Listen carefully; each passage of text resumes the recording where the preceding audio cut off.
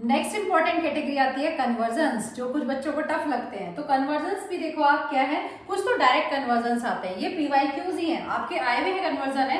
Ethanol से आपको बनाना है ब्यूट टू इन 1 तो कन्वर्जन के लिए मैं ऑलरेडी एक वीडियो अपलोड कर चुकी हूँ और उसमें मैंने आपको बताया सबसे पहला स्टेप है to write the structures of the reactant as well as product. तो आपको इथेनॉल का पहले स्ट्रक्चर ड्रॉ करना है और जो भी आपका प्रोडक्ट बन रहा है उसका भी। तो इथेनॉल आपने देखा, इथेनॉल सबसे पहला स्टेप आपका होगा कि आप स्ट्रक्चर्स ड्रॉ करो, but two in 1 but two इन 1 ठीक है, ये हो गया आपका।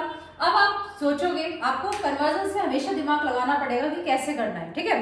तो अब आपने देखा कार्बन 2 से हो रहे हैं 4, तो मैंने आपको पहले ही बताया था कि जब भी कार्बन डबल होते हैं तो आपके माइंड में स्ट्राइक करना चाहिए अल्डोल अगर एल्डिहाइड है। एल्डिहाइड के केस में अगर कार्बन 2 से 4 हो रहे हैं तो स्ट्राइक होना ही चाहिए अल्डोल कंडेंसेशन। वो कुछ और भी हो सकता है, वो एडिशन ऑफ 2 कार्बन भी हो सकता है, जैसा कि आपको मैंने लास्ट वीडियो में बताया था। लेकिन सबसे पहले स्ट्राइक करना चाहिए कार्बन डबल हो रहे हैं तो अल्डोल हो सकता है अगर एल्डिहाइड है रिएक्टेंट में। तो आपने देखा यहाँ एल्डिहाइड है, तो 2 से हो रहे हैं 4, तो आपके माइंड में आया अल्डोल। अब आपने सोचा अल्डोल का प्रोडक्ट क्या होता है, अल्डोल मतलब एल्डिहाइड प्लस ओल यानी अल्कोहल ग्रुप, लेकिन ऐसा प्रोडक्ट नहीं है। लेकिन उसकी हीटिंग के बाद क्या बनता है, एल्कीन। यस, प्रोडक्ट में एल्कीन ही है और एल्डिहाइड, एल्कीन और एल्डिहाइड ही बनते हैं हीटिंग के बाद। यस, तो ये अल्डोल है, डेफिनेटली अल्डोल है। और अब आपको कुछ सोचने की जरूरत ही नहीं है, अब आप इसका कर दो अल्डोल कंडेंसेशन। और अल्डोल कंडेंसेशन क्या होता है, आप लोगे 2 मॉलिक्यूल्स और रिएक्ट कराओगे किससे, डाइल्यूट NaOH से, ठीक है। तो पहले आप बना के दिखाओगे अल्डोल प्रोडक्ट, जो कि आपने बना दिया है, होगा आपको बनाना आता होगा ये प्रोडक्ट। अल्डोल के बाद आप करोगे हीटिंग और हीटिंग के बाद डायरेक्टली आपका ये बन जाएगा। तो आपके माइंड में एकदम से स्ट्राइक होना चाहिए था ये। सेकंड है आपका प्रोपेनोइक एसिड से 2 क्लोरोप्रोपेनोइक एसिड, ये भी एकदम डायरेक्ट कन्वर्जन है। आपको पता है क्या लग रहा है, प्रोपेनोइक एसिड। स्ट्रक्चर ड्रॉ करो और यहाँ क्या चेंज आ रहा है, ओनली 2 पे पोजीशन पे क्लोरो लग रहा है। तो ये कौन सी रिएक्शन है, ये नेम रिएक्शन है HVZ, हेल्महोल्ट्ज-ज़ेलेंस्की रिएक्शन, जिसमें क्या होता है अल्फा पोजीशन पे H हट के लग जाता है आपका halogen in the presence of red phosphorus. तो ये ऐसे कन्वर्जन्स भी आपके एग्जाम में आते हैं जो डायरेक्टली नेम रिएक्शन में बेस्ड होते हैं, इंपॉर्टेंट रिएक्शंस पे बेस्ड होते हैं। और वैसे भी जो कन्वर्जन्स आपके बोर्ड में आते हैं वो 1, 2 या 3 स्टेप तक हो जाते हैं, मैक्सिमम 2 स्टेप वाले ही रहते हैं। तो ये तो बिल्कुल डायरेक्ट थे। अब देखते हैं कुछ और कन्वर्जन्स जो आए हुए हैं। यहाँ पर आया कि 3 मार्क्स का है, कन्वर्जन 1 नंबर का ही होता है और आपको 4 है, 4 में से कोई भी 3 करने हैं, तो ये भी अच्छा है। ये PYQ है, आए हुए हैं। इसी तरह से आया था क्वेश्चन कि 4 में से 3 अटेम्प्ट करो, एनी 3। तो चलिए हम पहले करते हैं फिनॉल टू पिक्रिक एसिड। पहला स्टेप, आपने फिनॉल का स्ट्रक्चर ड्रॉ कर लिया और पिक्रिक एसिड, पिक्रिक एसिड का मतलब क्या होता है, 2,4,6 ट्राइनाइट्रोफिनॉल, ये आपको पता होना चाहिए। इसको कहते हैं पिक्रिक एसिड। और गाइस ये बहुत ही स्ट्रॉन्ग एसिड है, ठीक है, क्योंकि इसमें 3 इलेक्ट्रॉन विड्रॉइंग ग्रुप्स लगे हुए हैं। अब ये भी बताया था, इलेक्ट्रॉन विड्रॉइंग ग्रुप एसिडिटी को बढ़ाते हैं। तो अब आपको ये बनाना है, तो ये डायरेक्ट रिएक्शन है, ये नेम रिएक्शन नहीं है चलो, लेकिन एक बहुत इंपॉर्टेंट रिएक्शन है जो डायरेक्ट है ये NCERT से। क्या करना है आपको यहाँ पर सिर्फ और सिर्फ ऐड करना है कंसंट्रेटेड HNO3, ठीक है। कंसंट्रेटेड नाइट्रिक एसिड आपको लेना पड़ेगा, यहाँ पे नाइट्रेशन ही कराना है, लेकिन कंसंट्रेटेड HNO3 आपको लेना है, जिससे कि तीनों पोजीशंस पे आपका क्या हो जाएगा, नाइट्रेशन हो जाएगा और बन जाएगा पिक्रिक एसिड। उसके बाद आते हैं नेक्स्ट पे, propanone to two methyl propane 2-ol। Again what you have to do, you have to draw the structures.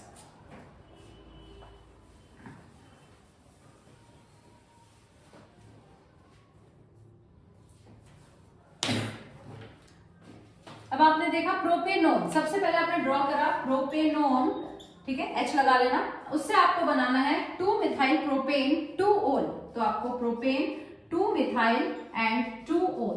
अब आप देखो कुछ ऐसा है, कार्बन बढ़ाना है, प्रॉप में 3 कार्बन थे और यहाँ पर आपके पास टोटल है 4 कार्बन, तो आपको 1 कार्बन बढ़ाना है, ठीक है। तो आपको केसीएन बताया है और दूसरा बताया है गिगनार्ड। तो यहाँ पर अगर आपको गिगनार्ड का चार्ट याद है तो डायरेक्टली स्ट्राइक करना चाहिए कि ये गिगनार्ड है। क्यों, क्योंकि यहाँ पे ब्रांचिंग हो गई भाई, केसीएन तो सीधा सीधा काम करता है और केसीएन तो आप यहाँ ऐड करा नहीं सकते क्योंकि आपको लिविंग ग्रुप चाहिए उसके लिए अच्छा सा, ठीक है। तो OH होता तो हम रिप्लेस करवा भी लेते, तो यहाँ पॉसिबल नहीं है। तो ये गिगनार्ड है। गिगनार्ड के चार्ट में मैंने आपको बताया है कि जब आप कीटोन में गिगनार्ड रिएजेंट ऐड कराते हो तो कौन सा डिग्री अल्कोहल बनता है, 2 degree alcohol sorry 3 degree alcohol है ना, 3 डिग्री अल्कोहल बनता है। अगर आप गिगनार्ड में ऐड कराते हो फॉर्मल्डिहाइड HCHO तो 1 डिग्री, कोई अदर एल्डिहाइड कराते हो तो 2 डिग्री अल्कोहल, और कीटोन ऐड कराते हो तो 3 डिग्री अल्कोहल। तो देखो आपके पास कीटोन है और ये 3 डिग्री अल्कोहल है, प्लस आपको एक कार्बन बढ़ाना है। तो गिगनार्ड आपका डायरेक्टली गिगनार्ड रिएजेंट से हो जाएगा। आपको कुछ नहीं करना, सिर्फ आप ऐड करा दो कितने कार्बन वाला गिगनार्ड लेना है। RMGX में R क्या होगा, जितने कार्बन आपको बढ़ाना है।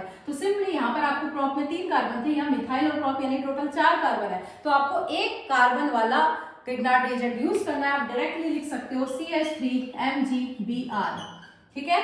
और आफ्टर हाइड्रोलिसिस ये आपका बन जाएगा। तो आप एक ही स्टेप में यहाँ पर करा सकते हो गिगनार्ड प्लस हाइड्रोलिसिस, और ये डायरेक्टली बना सकते हो, कोई भी आपका मार्क्स नहीं कट कर सकता। फिर अब थर्ड पे आ जाओ भाई, फिनॉल से बनाना है एनिसोल। अब आप देखो फिनॉल, ये है फिनॉल, इससे आपको बनाना है एनिसोल। देखो कन्वर्जन्स और प्रॉब्लम क्वेश्चंस इसीलिए बच्चों को टफ लगते हैं क्योंकि बेसिक नहीं पता। अब आधे बच्चों को अगर यही नहीं पता एनिसोल क्या होता है तो क्या कन्वर्जन करोगे, तो कन्वर्जन टफ है। फ्रेंड्स आपको करना क्या है, H हटा के लगाना है CH3, और आपको पता है CH3 यानी अल्काइल ग्रुप किससे इंट्रोड्यूस कराते हैं, फ्रीडल-क्राफ्ट अल्काइलेशन से।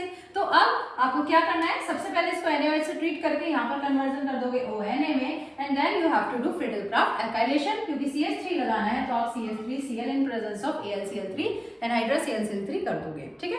अब लास्ट है प्रोपीन से प्रोपेन 1-ol, ये बहुत ही इंपॉर्टेंट रिएक्शंस है, एल्कीन टू अल्कोहल और अल्कोहल टू एल्कीन, जिसकी मैकेनिज्म आती है। तो आपको साफ दिख रहा है कार्बन का नंबर है सेम, एल्कीन से बनाना है अल्कोहल। तो एल्कीन टू अल्कोहल क्या करोगे आप, वाटर का एडिशन। अगर आ जाए आपके पास अल्कोहल टू एल्कीन तो क्या करोगे, डिहाइड्रेशन यानी रिमूवल ऑफ वाटर। तो इस पे बेस्ड भी काफी बार कन्वर्जन्स आते रहते हैं और मैकेनिज्म्स भी। गाइस नेक्स्ट कैटेगरी है टेस्ट और डिस्टिंग्विश। इस पे क्वेश्चंस आते हैं, ये भी 1 नंबर का एक क्वेश्चन होता है, 2 पार्ट है तो 2 नंबर का ही क्वेश्चन आया हुआ है। आपको देना है distinguish with a suitable chemical test. आपको टेस्ट का नाम ही नहीं बताना, आपको ये भी बताना होता है गाइस कि कौन करेगा। बच्चे जनरली ये गलती करते हैं, इसका आंसर लिख दिया टॉलरेंस टेस्ट या आइडोफॉर्म टेस्ट। अब आपने ये लिख दिया पर ये नहीं बताया कौन पॉजिटिव दे रहा है कौन नेगेटिव, तो आपको फुल मार्क्स नहीं मिलेंगे। तो आपको ये बताना जरूरी है कि आपने जिस टेस्ट का नाम लिखा है कौन सा देगा और कौन सा नहीं देगा। दूसरी गलती जो बच्चे करते हैं वो कोई भी रिएक्शन लिख देते हैं। देखो कोई भी रिएक्शन लिखने नहीं फायदा है, टेस्ट का मतलब हमें फिजिकली एक्सपीरियंस होना चाहिए कि जैसे पीपीटी बन गए, कलर चेंज हो गया, तो उनको कहते हैं टेस्ट, कि हमें दिख रहा है या गैस इवॉल्व हो रही है। आप रिएक्शंस लिखोगे जिनमें कोई फिजिकल एक्सपीरियंस नहीं है तो वो टेस्ट में नहीं आते हैं। तो आप पहला है CH3CO CH2 CH3 और एक ये है। तो अब आपको सबसे इंपॉर्टेंट, आप कुछ भी मत करो तो एल्डिहाइड वाले चैप्टर के टेस्ट टू डिस्टिंग्विश जरूर करो। टॉलेंस, फैलेंस, एल्डिहाइड देते हैं, और आइडोफॉर्म टेस्ट बहुत सारे ऐसे आते हैं कि आइडोफॉर्म उसका आंसर आप लिख सकते हो। तो आपको पता होना चाहिए जिसमें भी CH3CO ग्रुप होता है वो आइडोफॉर्म टेस्ट देता ही देता है, और भी है लेकिन मेन यही है आपका, ठीक है। तो इससे आपके काफी आंसर्स निकल जाते हैं। जैसे पहला, अब आपने देखा यहाँ पर है CH3CO ग्रुप, इसका मतलब ये देगा आइडोफॉर्म टेस्ट। क्या यहाँ पर है CH3CO ग्रुप, नहीं। देखो यहाँ पर आप बनाओगे एल्डिहाइड इस तरह से, पर CH2CO ग्रुप है, CH2CO ग्रुप नहीं CH3CO ग्रुप होना चाहिए, मिथाइल कीटोन होना चाहिए। तो ये आपका आइडोफॉर्म टेस्ट नहीं देगा और ये देगा। तो आप 2 तरह से आंसर लिख सकते हो। आप लिखोगे लिखा है with a suitable chemical test, तो आप लिखोगे iodoform test, this will give iodoform test but this will not. इतना तो आपको लिखना ही लिखना है। और आप अपना प्रेजेंटेशन बेटर बनाने के लिए आपको रिएक्शन भी दो तो बहुत बेस्ट है। आप रिएक्शन भी दे दो, आइडोफॉर्म की रिएक्शन जो होती है वो इससे आप करके दिखा दो, या आप जरूर लिख दो कि भाई ये आइडोफॉर्म टेस्ट देगा। तो आइडोफॉर्म टेस्ट में होता क्या है, आइडोफॉर्म बनता है यानी येलो पीपीटी हमें ऑब्जर्व होंगे इन दिस केस, इस केस में नहीं होंगे। अगर आप रिएक्शन भी नहीं देते तो एटलीस्ट आप इतना जरूर लिखें, बाकी रिएक्शन आपको देनी चाहिए। उसके बाद आ जाओ नेक्स्ट पे, इथेनॉल एंड इथेनोइक एसिड। तो एसिड के लिए कोई स्पेसिफिक टेस्ट नहीं है। देखो एसिड का एक बहुत जो 10 से पढ़ते आ रहे हो आप, कि अगर आप सोडियम हाइड्रोजन कार्बोनेट यानी NaHCO3 ऐड करते हो तो यहाँ रिलीज होती है CO2 गैस, जिसको हम कैसे पहचान सकते हैं, ब्रिस्क एफरवेसेंस एक वर्ड यूज होता है। तो जहां भी एसिड आए तो वहां आप लिख दो कि we will add on adding NaHCO3 brisk effervescence will be observed in this case but not in this case, it is due to evolution of CO2 gas. या फिर आप इसमें ये टेस्ट भी दे सकते हो जो एल्डिहाइड देता है। एल्डिहाइड देते हैं आपके टॉलरेंस, फैलेंस, कोई भी टेस्ट लिख दो कि this will give positive test of Tollens but this will not, in this case you will observe silver mirror and so on. तो एक ही आपके क्वेश्चन के बहुत सारे आंसर्स हो सकते हैं। नेक्स्ट टाइप का क्वेश्चन आता है IUPAC नोमेनक्लेचर। आपको डायरेक्टली IUPAC नेम लिखना होता है, कोई आपको स्ट्रक्चर गिवन होता है या फिर IUPAC नेम गिवन है, स्ट्रक्चर बनाओ। तो ये क्वेश्चन तो MCQ में भी आ सकता है आपका। बाकी इसके अलावा इनडायरेक्टली क्वेश्चन आ सकता है कि भाई जैसे ये हो गया कि right the main product formed when. आपको कोई भी रिएक्शन दे दी लैंग्वेज के फॉर्म में, आप पहचानो कौन सी रिएक्शन है और जो प्रोडक्ट बनता है उसका IUPAC नेम लिखो। इस तरह से क्वेश्चन आ सकते हैं। जैसे ये आया हुआ है 3 मार्क्स में, आपका जनरली क्वेश्चन 1 मार्क का ही रहता है। केमिस्ट्री में एक एक लाइन या एक एक रिएक्शन एक एक नंबर की होती है, एक रीजन होता है, तो 1 मार्क क्वेश्चन ही होते हैं आपके। 5 मार्क्स वाले या 3 मार्क्स वाले भी ऐसे ही डिवाइडेड होते हैं कि 1 मार्क ईच मार्किंग स्कीम में होता है। तो यहाँ पर है methyl chloride is treated with NaI और एसीटोन। तो आपको समझ में आ जाना चाहिए कौन सी रिएक्शन है ये। नेम रिएक्शन है फिंकलस्टीन, और आपको पता है कि मिथाइल क्लोराइड यानी CH3Cl है, और आप फिंकलस्टीन रिएक्शन कराओगे तो क्या होगा, जो Cl है वो रिप्लेस हो जाएगा किससे, आयोडीन से, यानी बन गया आपका CH3I। और इसका नाम पूछा गया है तो मिथाइल आयोडाइड, और IUPAC नेम इसका क्या होगा, आइडोमीथेन। सेकंड है आपका 2,4,6 ट्राइनाइट्रोक्लोरोबेंजीन इज सब्जेक्टेड टू हाइड्रोलिसिस। तो क्या बनने वाला है, आप देख सकते हो कि भाई आपका क्लोरोबेंजीन है, लेकिन क्या लग रहा है 2,4,6 ट्राइनाइट्रो। तो 2,4,6 पे आपके कौन से ग्रुप्स लग रहे हैं, नाइट्रो ग्रुप्स लग रहे हैं। अगर आप हाइड्रोलिसिस कराते हो तो क्या चेंज आएगा, ये Cl कन्वर्ट हो जाएगा OH में। तो जो आपका प्रोडक्ट बनेगा उसका आपको नाम लिखना है। तो जब बेंजीन के ऊपर क्लोरीन था तो उसका नाम था क्लोरोबेंजीन, अब इसका नाम क्या है, फिनॉल। 2,4,6 पे जो ट्राइनाइट्रो था वो सेम ही रहेगा, तो क्या नाम हो गया प्रोडक्ट का, 2,4,6 ट्राइनाइट्रो फिनॉल। उसके बाद थर्ड है n butyl chloride is treated with alcoholic KOH। Alcohol to alkene और alkene to alcohol is very important. ये बार बार आपके क्वेश्चन पेपर में मिलता है किसी भी फॉर्म में, और आपको ये भी याद रखना है एल्कोहलिक KOH क्या कराता है, एलिमिनेशन रिएक्शन कराता है और क्या बनाता है, एल्कीन। जबकि एक्वस KOH क्या करवाता है, सब्स्टिट्यूशन कराता है, और सब्स्टिट्यूशन करा देगा OH से, तो क्या बनेगा, अल्कोहल। तो ये बहुत इंपॉर्टेंट है, आपको कहीं पे भी अल्कोहल लगाना है हेलोजन हटा के तो एक्वस KOH यूज करो और अल्कोहल बना लो। लेकिन अल्कोहलिक KOH या KOH इन इथेनॉल लिख के आता है, इसका मतलब ये कराएगा एलिमिनेशन और बनाएगा एल्कीन। तो यहाँ पर आपके पास ब्यूटाइल क्लोराइड है, जब आप इससे करोगे तो क्या बनेगा, एल्कीन, उसका आपको नाम लिखना है। तो गाइस अब लास्ट 2 कैटेगरीज बची है, एसिडिटी और बेसिसिटी पे क्वेश्चन आता है। तो आपको सबसे पहली बात जो याद रखनी है, इलेक्ट्रॉन विड्रॉइंग ग्रुप एसिडिटी को बढ़ाता है और इलेक्ट्रॉन रिलीजिंग ग्रुप एसिडिटी को कम करता है। अगर बेसिसिटी देखोगे तो इसका रिवर्स हो जाएगा। तो अब आपका क्वेश्चन ऐसे बन सकता है, जैसे ये 3 है एसिड आपको दिए हैं, तो आपने देखा कि भाई यहाँ पर H है, कुछ भी नहीं है तो H है, यानी कि नो इफेक्ट। आपका NO2 है, ये कैसा ग्रुप है, इलेक्ट्रॉन विड्रॉइंग ग्रुप है, यानी -R इफेक्ट शो करेगा। इलेक्ट्रॉन विड्रॉइंग ग्रुप यहाँ लगा है और यहाँ लगा है इलेक्ट्रॉन रिलीजिंग ग्रुप, यहाँ ये शो करेगा +I इफेक्ट। तो आपको पता है कि प्लस इफेक्ट्स क्या करते हैं, एसिडिटी को कम करते हैं, और माइनस इफेक्ट्स एसिडिटी को बढ़ाते हैं। तो कौन सबसे ज्यादा एसिडिक होगा, इलेक्ट्रॉन विड्रॉइंग वाला सबसे ज्यादा एसिडिक होगा, और ये रिलीजिंग है यानी एसिडिटी को कम कर रहा है, तो ये 3rd पे आएगा और 2nd नंबर पे आएगा ये। तो इस तरह से आपको ऑर्डर अरेंज करने को दिया जा सकता है। तो एसिड्स के केस में आपको याद रखना है सिर्फ ये चीज कि इलेक्ट्रॉन विड्रॉइंग ग्रुप लगा है तो एसिडिटी को बढ़ाएगा, इलेक्ट्रॉन रिलीजिंग ग्रुप लगा है तो एसिडिटी को कम करेगा। इसके अलावा अगर फिनॉल भी आ जाए, अब फिनॉल आ जाए तो फिनॉल एसिड से तो कम ही एसिडिक होगा, चाहे उस पर एक इलेक्ट्रॉन विड्रॉइंग ग्रुप भी लगा है, तब आपका कौन होगा, बेंजोइक एसिड ही उससे ज्यादा एसिडिक होगा अगर एक इलेक्ट्रॉन विड्रॉइंग ग्रुप फिनॉल पे लग भी जाता है, क्योंकि फिनॉल एसिडिक है बट कार्बोक्सिलिक एसिड से कम। उसके बाद आते हैं बेसिसिटी। बेसिसिटी का क्वेश्चन आपका अमीन्स के चैप्टर से आता है। तो आपको फेज चेक करना है। 3 डिग्री अमीन्स होते हैं, 1 डिग्री, 2 डिग्री एंड 3 डिग्री, 3 तरह के आपके अमीन्स होते हैं। तो उनमें आपको याद रखना है, अगर गैसियस फेस मेंशन है, क्वेश्चन गैसियस फेस पे कम आता है बट आ सकता है, अगर गैसियस फेस मेंशन है तो हमेशा फिक्स है 3 डिग्री अमीन जो है वो मोस्ट बेसिक रहेगा, देन 2 देन 1।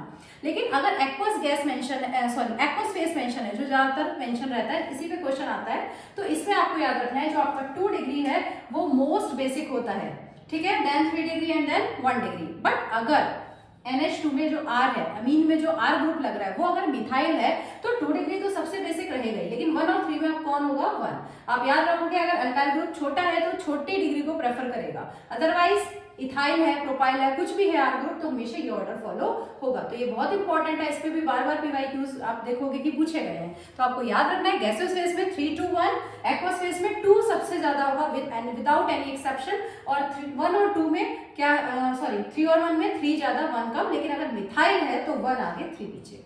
उसके अलावा अगर आपसे पूछा जाए एलिफेटिक अमीन और एरोमेटिक अमीन, तो आपको याद रखना है एलिफेटिक अमीन हमेशा मोस्ट स्टेबल, मोर बेसिक रहेगी, क्योंकि क्या है ये अपना लोन पेयर जल्दी डोनेट करेगा as compare to this. Why? Because it's lone pair is involved in resonance, तो वो अवेलेबल नहीं है किसी को डोनेट करने के लिए इतना रेडिली जितना कि यहाँ पर होता है। तो एलिफेटिक अमीन्स हमेशा ज्यादा बेसिक रहेंगे as compare to aromatic amines. उसके अलावा गाइस एक टॉपिक आपका रह गया बॉइलिंग पॉइंट। बॉइलिंग पॉइंट आपका जैसे हमने एक क्वेश्चन डिस्कस भी करा था, तो बॉइलिंग पॉइंट के मेनली 3 आपके रहते हैं। बॉइलिंग पॉइंट का कोई भी क्वेश्चन आ जाए तो 3 फैक्टर्स आपको ध्यान रखने हैं। पहला होता है इंट्रैक्शंस, कहाँ पे हाइड्रोजन बॉन्डिंग है, कहाँ ज्यादा है कहाँ कम है, जैसे एसिड्स में बहुत ज्यादा है तो अगर सबसे पहली बात तो कंपेरेबल होना चाहिए। दूसरा पॉइंट क्या है? Molecular mass. तो जनरली कंपेरेबल पे ही क्वेश्चन आता है आपका कि भाई सभी में 4-4 5-5 कार्बन है तो कंपेरेबल है मास। तो अब आप देखोगे इंट्रैक्शन, 4 कार्बन वाला एसिड जो है वो सबसे ज्यादा बॉइलिंग पॉइंट होगा as compare to alcohol. Alcohol का ज्यादा होगा एल्डिहाइड कीटोन से, एल्डिहाइड कीटोन का ज्यादा होगा ईथर से, ईथर का ज्यादा होगा एल्केन से। ठीक है, तो इस तरह से आपका ऑर्डर रहेगा। तो इंट्रैक्शन पे रहेगा। देखो मैंने आपको पहले भी बताया कि कंबाइंडली क्वेश्चन आता है, ऐसा नहीं है कि हेलो एल्केन से आ गया या आपका एल्डिहाइड कीटोन से आ गया, ये कंबाइंड सारे चैप्टर से मिला के क्वेश्चन आता है। तो आपका पहला क्या है? देखो मॉलिक्यूलर मास ऑलमोस्ट कंपेरेबल रहता है। सबसे पहला मॉलिक्यूलर मास को चेक कर लो, कंपेरेबल नहीं है। जैसे 3 क्लोरीन लगे हैं कहीं पे 2 ब्रोमीन लगे हैं, कहीं पे 2 आयोडीन लगे हैं, तो जो ब्रोमीन का मास है वो ज्यादा है। तो अगर ज्यादा ब्रोमीन है और मास भी ज्यादा है तो उसका ऑब्वियसली ज्यादा ही होगा। तो मॉलिक्यूलर मास को आप चेक करोगे, बट कंपेरेबल मॉलिक्यूलर मास है यानी कार्बन सेम है तो आप क्या करोगे? इंट्रैक्शंस चेक करोगे। तो सेम नंबर ऑफ कार्बन के लिए एसिड का ज्यादा होगा, ये ऑर्डर फॉलो होगा। अब आपने देखा कि भाई इंट्रैक्शन 2 मॉलिक्यूल ऐसे 4 आए थे तो 4 में से 2 आपने सेपरेट कर लिए इस बेसिस पे, लेकिन अब 2 ऐसे बच गए जिसमें फंक्शनल ग्रुप सेम है तो इंट्रैक्शन क्या होगी? सेम है। कार्बन भी 4 है तो मॉलिक्यूलर मास भी क्या है? सेम। तो आंसर कहां से निकलेगा? ब्रांचिंग से। अभी बताया था आपको ब्रांचिंग बढ़ती है तो बॉइलिंग पॉइंट क्या होता है? कम। क्यों? क्योंकि सरफेस एरिया कम हो जाता है, van der Waals forces of attraction कम हो जाते हैं। तो आपको 3 पॉइंट याद रखने हैं। इंट्रैक्शन मॉलिक्यूलर मास ज्यादा तो भी बॉइलिंग पॉइंट ज्यादा, इंट्रैक्शन ज्यादा तब भी बॉइलिंग पॉइंट ज्यादा, लेकिन ब्रांचिंग ज्यादा तो बॉइलिंग पॉइंट कम। तो आई होप आपको आज के PYQs जो मैंने डिस्कस किए हैं या जितने भी कॉन्सेप्ट डिस्कस किए हैं ऑर्गेनिक केमिस्ट्री के आपके लिए हेल्पफुल हो। I wish you all the very best for your exams. Keep studying.